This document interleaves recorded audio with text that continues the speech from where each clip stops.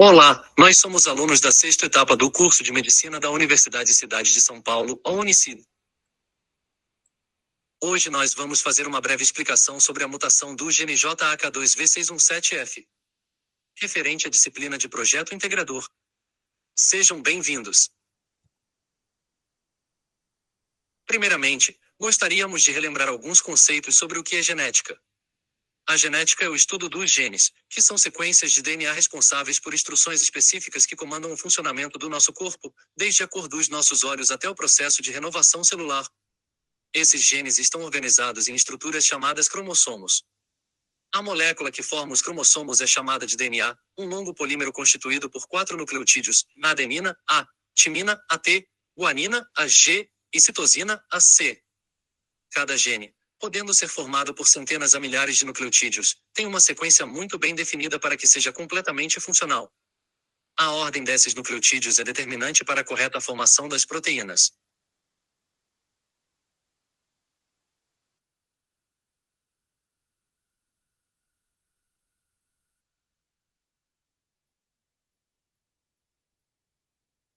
Agora, quando há uma alteração ou erro nessa sequência, chamamos isso de mutação. As mutações podem ocorrer de várias formas. Pode ser uma substituição de uma base por outra, a inserção de uma nova sequência ou até a remoção de parte do DNA. Algumas mutações são inofensivas, enquanto outras podem causar doenças ao modificar o funcionamento celular. E é exatamente esse o caso que vamos ver hoje. O gene JAK2 codifica uma proteína que pertence à família das tirosinas quinases, responsáveis pela transdução de sinais de receptores de citocinas, como as que regulam o crescimento e a proliferação celular.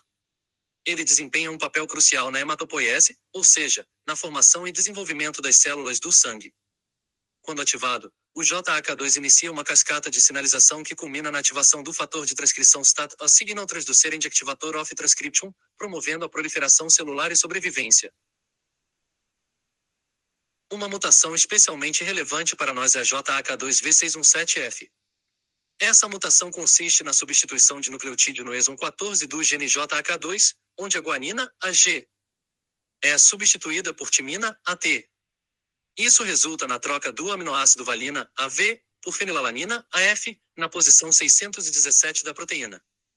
Essa alteração faz com que a proteína JAK2 se torne constitutivamente ativa, mesmo na ausência de estímulos externos. Isso significa que a sinalização mediada por JAK2 ocorre de forma descontrolada, levando a um aumento da proliferação celular. O gene JAK2 produz uma proteína que é fundamental para a comunicação entre o exterior e o interior das células do sangue. Ela faz parte da via de sinalização chamada JAK-STAT, que regula como as células se multiplicam e sobrevivem. No corpo, receptores nas células hematopoéticas são ativados por sinais químicos, como as citocinas. Quando isso acontece, a proteína JAK2 também é ativada, e ela age como um interruptor, ligando à próxima etapa da via. Essa etapa ativa outras proteínas, chamadas STATs, que vão até o núcleo da célula para ligar genes responsáveis pelo crescimento e sobrevivência celular. Na mutação JAK2V617F, esse interruptor está sempre ligado, mesmo sem estímulo, causando um crescimento descontrolado de células do sangue, levando ao desenvolvimento das doenças chamadas síndromes mieloproliferativas, ASMPS, como a policitemia vera, trombocitemia essencial e mielofibrose. A mutação JAK2V617F é encontrada em aproximadamente 95% dos casos de policitemia vera, APV, e em 50 a 60% dos casos de trombocitemia essencial, AT, e mielofibrose primária, AMF. Na policitemia vera, por exemplo, ocorre um aumento de glóbulos vermelhos, o que engrossa o sangue e aumenta o risco de coágulos e pressão alta. Já na trombocitemia essencial, há um aumento no número de plaquetas, o que também eleva o risco de trombose. E, na mielofibrose, a produção descontrolada de células leva à formação de tecido cicatricial na medula óssea, causando uma série de sintomas, como anemia e cansaço extremo. Esse quadro faz com que a mutação JAK2V617F seja um marcador importante no diagnóstico dessas doenças.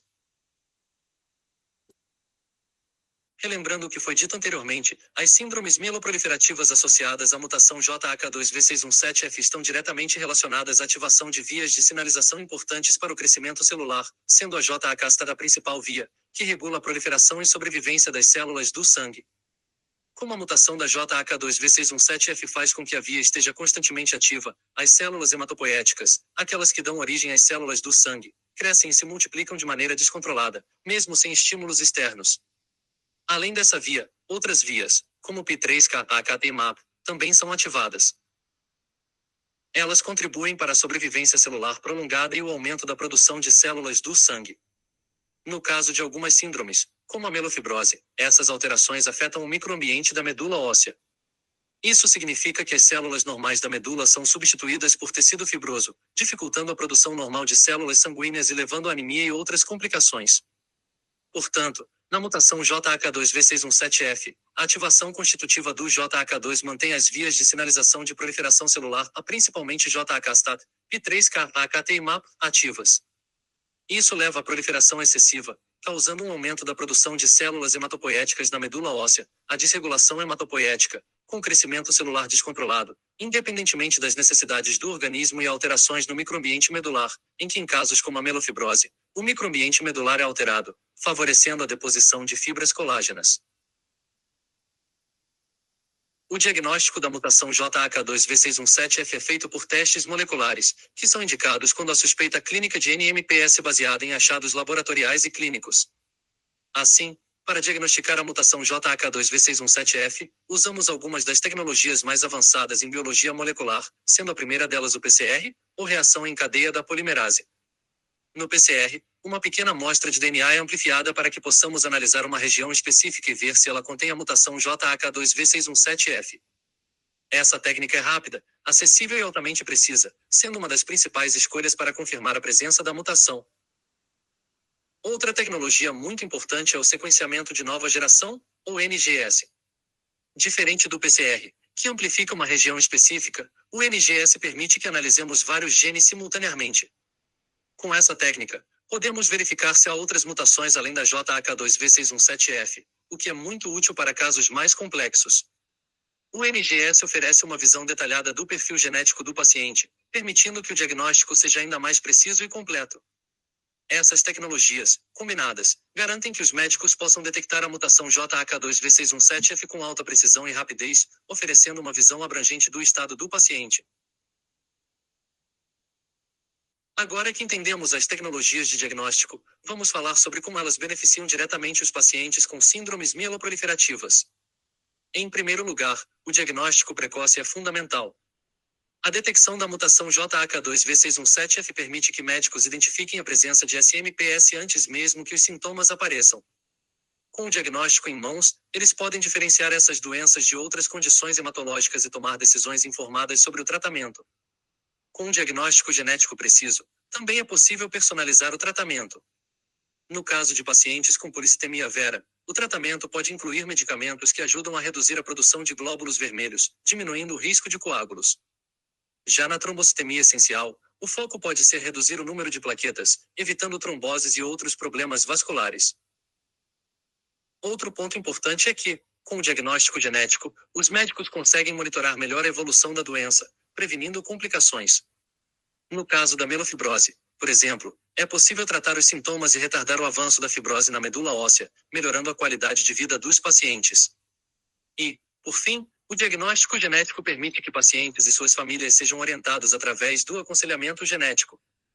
Embora as síndromes mieloproliferativas não sejam geralmente hereditárias, o conhecimento sobre a mutação JAK2V617F permite que o paciente e sua família estejam atentos a sinais de alerta e considerem o acompanhamento médico. O tratamento das síndromes mieloproliferativas associadas à mutação JAK2V617F varia dependendo da doença específica. O objetivo principal é controlar os sintomas, prevenir complicações, como tromboses, e melhorar a qualidade de vida dos pacientes. Para a polissemia vera, o foco é reduzir os níveis elevados de hemácias. Isso pode ser feito por meio de flebotomias regulares, que é a retirada de sangue para reduzir o hematócrito. Também é usada aspirina em baixas doses para prevenir coágulos, e em casos de maior risco, medicamentos como hidroxiureia ou ruxolitinib, que ajudam a controlar a produção de células do sangue. Na trombocitemia essencial, o principal objetivo é controlar o número de plaquetas para evitar complicações trombóticas ou hemorrágicas. Isso pode ser feito com hidroxiureia ou anagrelida, além de aspirina em pacientes selecionados. Já na melofibrose primária, O tratamento visa aliviar sintomas como a fadiga e a esplenomegalia. Um dos principais medicamentos usados é o ruxolitinib, que reduz o tamanho do baço e melhora a qualidade de vida. Em casos mais avançados, quando a falha terapêutica, o transplante de células tronco-hematopoéticas pode ser considerado. Hoje, avanços como o uso de inibidores de JAK2 têm transformado o manejo dessas doenças, permitindo um controle mais eficiente dos sintomas.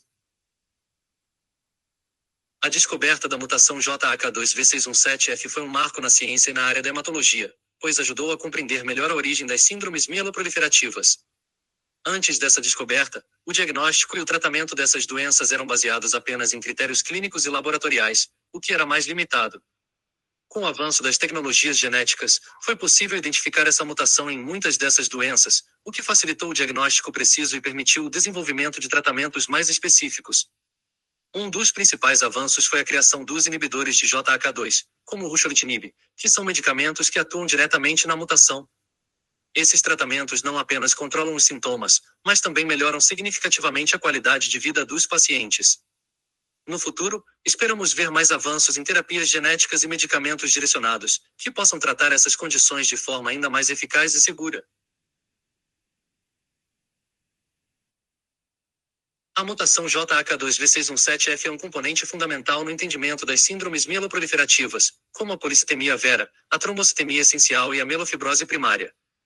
Essa mutação não só facilita o diagnóstico dessas condições, permitindo maior precisão e rapidez, mas também desempenha um papel importante no direcionamento do tratamento. Hoje, medicamentos como os inibidores de JAK2 representam um avanço significativo, proporcionando o controle dos sintomas e melhoria da qualidade de vida dos pacientes. Os estudos contínuos sobre essa mutação abrem caminho para novas terapias ainda mais eficazes, mostrando como a ciência e a tecnologia juntas podem transformar a prática médica.